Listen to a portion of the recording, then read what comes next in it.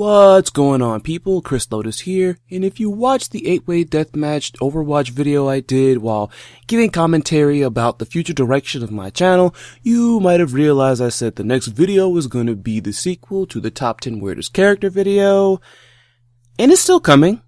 It's still coming, but having to work around my two collaborator schedules, it's been pretty rocky, but nevertheless, it's coming. And I know y'all have been itching for another top list, so I cooked up this one on the side. Enjoy! So many fighting games, so many characters.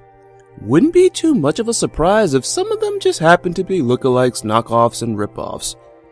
Arguably the most popular instance of this is Capcom's Ryu and Ken and SNK's Ryo Sakazaki. Not only sporting a similar look as the two Street Fighter characters, Ryo even possesses similar techniques. Whether creators were inspired by other designs, blatantly copied them, or if it was purely by coincidence, there have been many other fighting game characters bearing strong resemblances to others, sometimes additionally having similar background stories and moves. So today, we'll be counting down the top 10 lookalike fighting game characters. For this list, we'll be focusing strictly on sets of fighting game characters that bear similar aforementioned qualities. All characters in a set must come from fighting games, so while I'm aware about the whole thing where Sombra was seen as a lookalike of Street Fighter's Laura Matsuda, we'll be omitting that because Sombra is not a fighting game character. Sombra in a fighting game? That sounds interesting. But anyways, let's get started.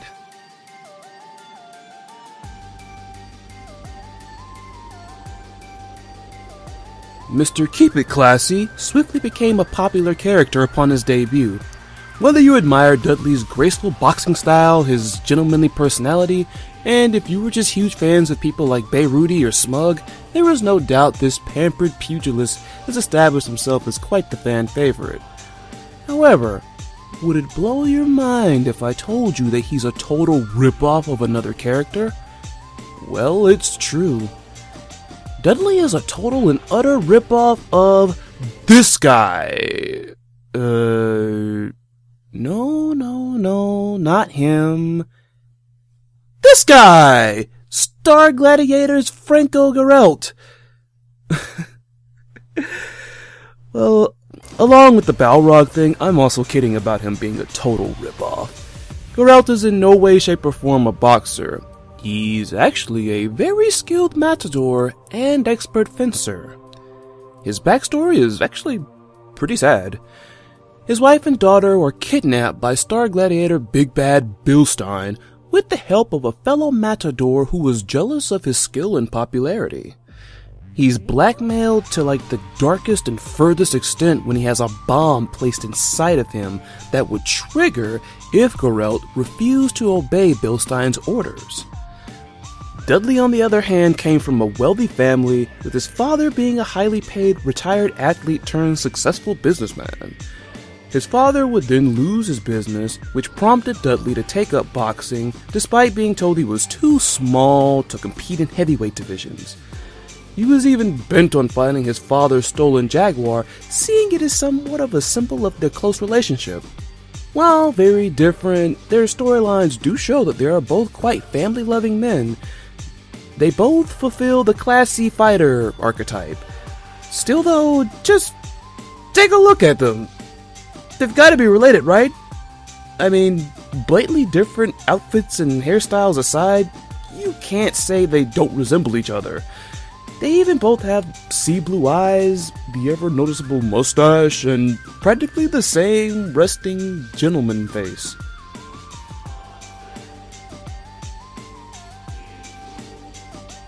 Capcom twice graced us with Arabian beauties in the 1990s, first with Street Fighter EX's Pulam Perna in 1996, and then with Power Stone's Rouge 3 years later. The similarities go far beyond just their ethnicity though.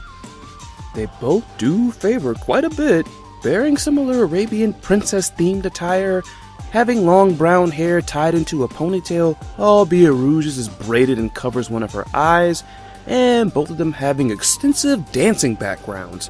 which are clearly integrated into their fighting styles.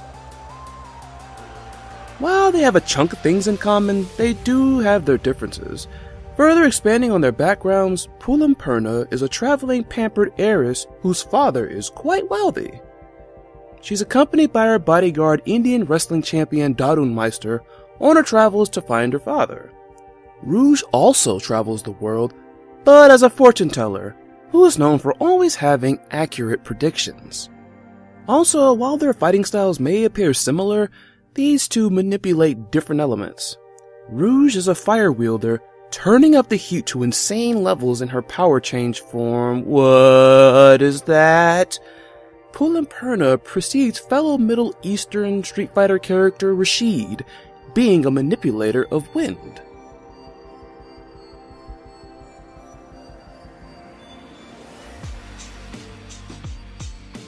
If you were like me, you more than likely made a joke about Kyo Kusanagi dating Sakura Kasagano when you saw Yuki. Visually, if you took away Sakura's headband and gloves, dyed her yellow bola tie red, and replaced her red tennis shoes with black dress shoes, you'd have Yuki. Despite their visual similarities, their fighting styles are the furthest from being similar. Sakura's style requires little to no discussion. The young hopeful's fighting style is heavily inspired by her role model Ryu, putting her own little spin on some of his signature moves. Yuki's fighting style seems like it was inspired by Norimaru, and in turn inspiring Manaka, who appeared in Aquapaza, having a slew of cowardly, clumsy, comical moves involving whacking opponents with her school bag and chucking school supplies. She even precedes Phoenix Wright in his fighting game debut as a warrior who literally had words as weapons. The only other thing outside of appearance that they have in common are that both of them are adorably awkward in some way.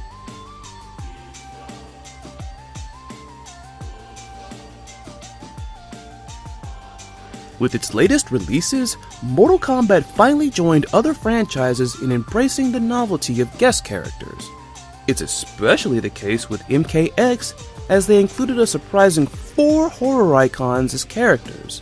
This was double the amount of guest characters that MK9 had, which included yet another horror icon in one Freddy Krueger and PlayStation console exclusive Kratos. Then going back to Mortal Kombat Deception, Midway Games signified the possibility of a Mortal Kombat vs Street Fighter crossover in the near future when it decided to include Ken Masters. Funny. Real funny. Yeah, I don't know why I attempted that. Interestingly, a crossover did come out a few years after Deception, and I was not a fan. Sorry. Getting back on subject, I'm certainly not the first one to point this out, but it was pretty obvious that these two look alike. Hey, you ever play as Ken in Street Fighter? Yeah, he was great. So how about we make a character that's pretty much a direct knockoff, except not be able to pull it off and turn him into a generic white guy? And now we have Cobra. Even changing the color and slightly changing the design of his gi wasn't enough to fool fighting game fans. What's even more interesting is, in the occurrence of a Cobra mirror match with both players picking the same costume, one player will have a Cobra with a fully black and gold gi. Ken also rocked a very similar outfit as an alternate costume in Street Fighter IV. While you can argue that Street Fighter V came out after Armageddon, it's worth noting that Ken's alternate costume was actually the outfit for a character that had been scrapped named King Cobra. Coincidence? You be the judge. If you need more proof that Cobra was a total Ken ripoff, during the character's development, one of his placeholder names was Ken Masters. It's funny we haven't even gotten to his moves yet. Surprisingly, Cobra doesn't have a Shoryuken or anything relatively similar to a Dragon Punch. Seeing that fiery, gravity-defying Shoryuken is one of Ken's defining moves, I guess they figured it would be too obvious. He instead has a regular run-of-the-mill burning fist. He doesn't have a Hadoken either. He does have projectiles though, a high and a low chi blast. Sagat much? While their backstories are quite contrasting, they both were troublemakers in some way, albeit to different extents. Ken pulling pranks on Ryu in their youth which got him into trouble with their master Goken, while Cobra developed exceptional martial arts ability but used it for intimidation and cruel acts. Both of these characters are even based in or around New York City. Still, Cobra was basically Ken without all the flash and flair.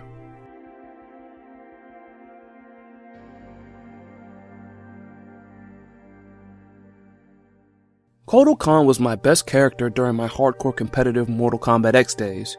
Even with how much the character grew on me, it didn't stop me, and more than likely many others, from pointing out that this guy heavily resembled Ogre from Tekken.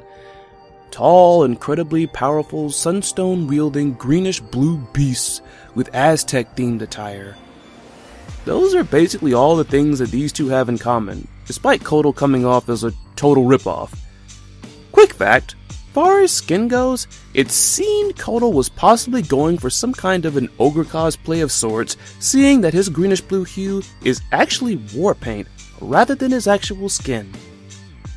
Additionally, Ogre has been alleged to have been either a deity or an alien.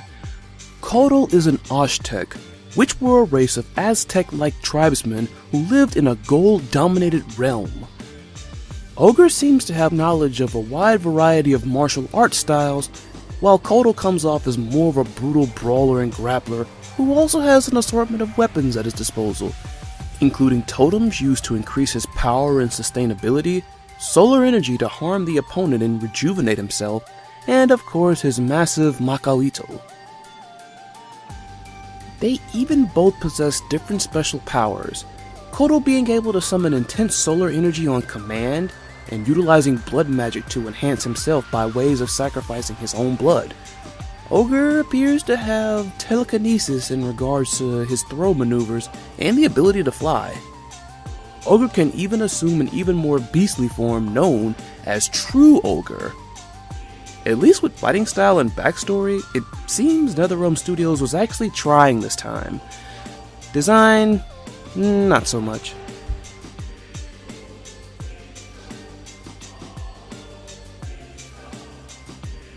Many of you may not be familiar with the Battle Fantasia final boss. Still, one glance at him and his fighting style is bound to make you instantly think of Soul Calibur's Nightmare. Dark, edgy knight armor? Check. Enormous powerful sword? Check. Command of fire? Check. Obnoxious boss character? Check. High damage output? Oh yeah! Being named after dark, unpleasant occurrences, both are manifestations of evil entities, Deathbringer being a manifestation of darkness, and Nightmare being a manifestation of the evil sword Soul Edge. They both also thrive on gathering souls which they offer to their respective higher powers. The most noticeable difference between the two is Nightmare has appeared in different forms through different hosts in different games. Deathbringer doesn't have much to his story. He's relatively flat. He's shrouded in a mystery that is never really clarified. Aside from collecting souls, all we know is that he's in search for the next ruler of the apocalypse. Whatever that's supposed to mean in Battle Fantasia's world.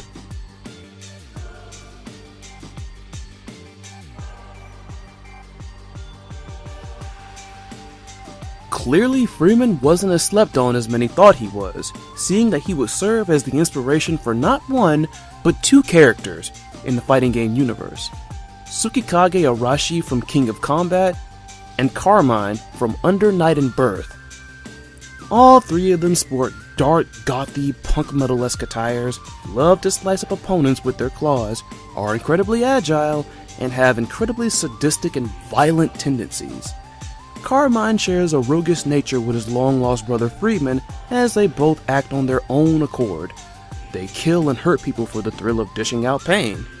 Also, Freeman and Carmine both have past lives that are shrouded in mystery, so much so that their real names are unknown.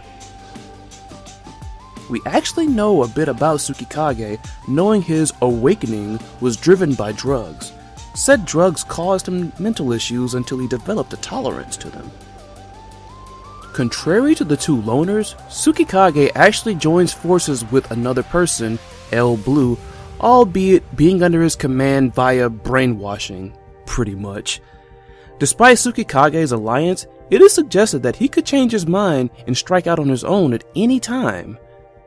Go on, man. Join your brothers. Be a rogue. Freeman and Carmine also aren't very favorable of large crowds. Freeman hates being in the center of them, and Carmine hates people who group up, seeing it as a sign of codependency and weakness. Freeman is British, Tsukikage is Japanese, and Carmine's nationality has never exactly been determined. It could be suggested he's Japanese due to his usage of the Japanese pronoun ore. However, that's not really enough to confirm anything, really. Carmine stands out amongst this trio as the sole hemomancer. Tsukikage has the ability to create energy, albeit in limited quantities. Freeman can create an aura around his hands and fingers, increasing the damage dished out by his claws. As edgy, cool, and similar as all three of these characters are, they had to have been separated at birth. Well, except Carmine, seeing that as an in-birth he's neither alive nor dead.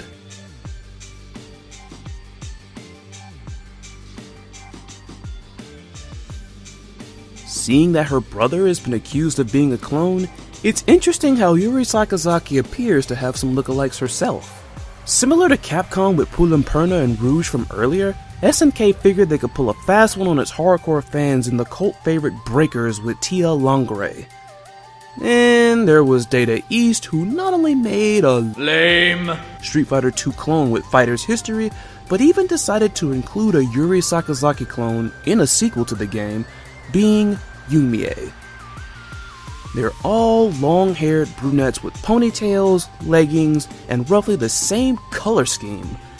They all wear red shoes, Yuri and Tia specifically wearing Converse, and Yumie wearing "What are those?" Tia also rocks a red headband like Yuri, while Yumie wears a headband with devil horns. I guess that's kind of a cool, unique touch. Yumie shares the same gloves and a similar gi top to Yuri, while Tia has a red bodysuit with a blue vest and her forearms wrapped in tape. It's Sagat again. Just kidding. Probably the most interesting thing that these three have in common? Mockery. After Capcom slapped back at SNK with the creation of Dan, SNK kinda sorta counter-parodied them with Yuri, beginning in her KOF 96 appearance when she lifted Sakura's spin kick. From that game on forward, Yuri would parody a ton of moves from other Capcom and SNK characters. Tia also made a sport of stealing moves from Street Fighter characters, having lightning legs, sonic booms, and a Psycho Crusher. Yumie does Ryu's grab, and even does his wind pose. Also, she lifts from SNK's King with her kick projectiles.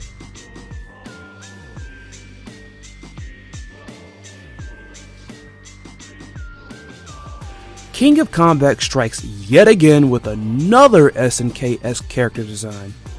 It's kind of a given, seeing that the game itself is clearly inspired by the King of Fighters series, from gameplay all the way to one of its protagonists. Just look at Yan in action.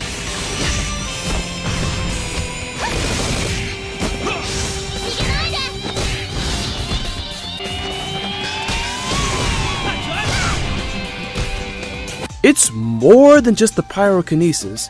Everything from his stance to movements to attacks more than likely has you screaming, "It's Kyo!" It's probably not a surprise at this point, but the similarities don't stop there. They were both born in December, are the same height, and have the same blood type. Wow!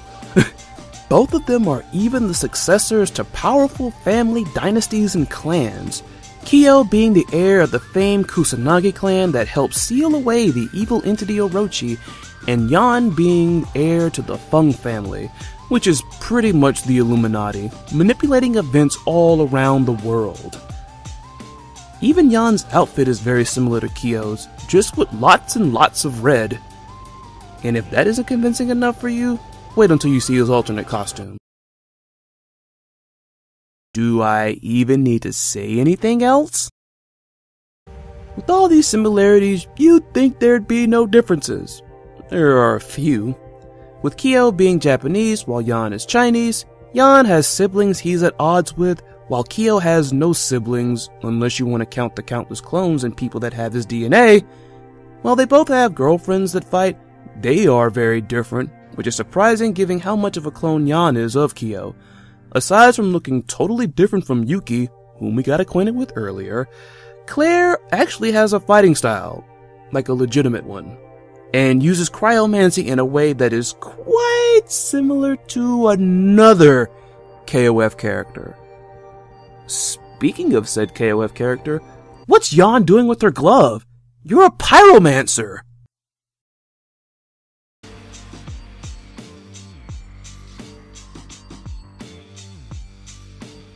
There's no doubt that Haorong was one of the most popular characters amongst the newly introduced 15 in Tekken 3 and is still quite a popular character today. While not the first Taekwondo fighter in the series, Haorong brought a more Olympic and flashy style compared to the traditional style of his master Baek. Like many popular, highly acclaimed things, it should come to no surprise when there is an attempt to mooch off of it. No, that is not Haorong with a bandana as a guest character in an obscure fighting game. That is Han Daehan from Air Guys. Like Yuri Sakazaki and Freeman mentioned on this list before him, he has a third clone. Enter Hong Gillison from Fighting Lair.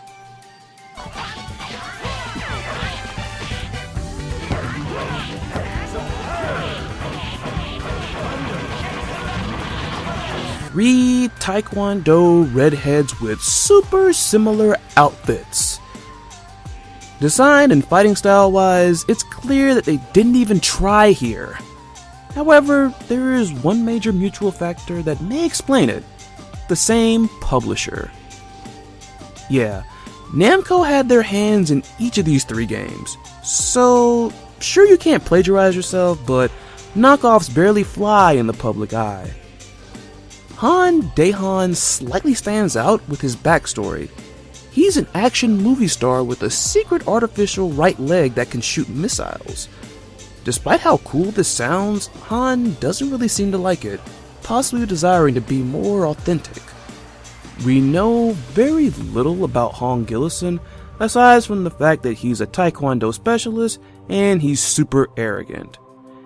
Yep, that's Haorong. Well, that was my list. Did I forget anybody? Drop a comment. Thank you all for watching, and thank you all for being so patient with me. I'm now starting to get in the flow of balancing this out and having a full-time job. On top of that, furthermore, despite the fact I haven't dropped anything in over a couple of months, as far as like these types of videos, I actually hit 150 subs recently. Thank you so much. I actually didn't expect that. I actually expected a decline, seeing that I was taking so long to put out some more content. Like, that really encourages me to actually keep trying to make these. So be prepared. More is coming. The collaboration with my two friends is on the way. I'm going to be putting out some more videos as far as gameplay. I've been playing a whole lot of cross-tag battle recently. And got a Smite video featuring my Smite friends, my Smite clan. So look for that as well. Thank you once again. Can't say it enough times. I will see y'all next time.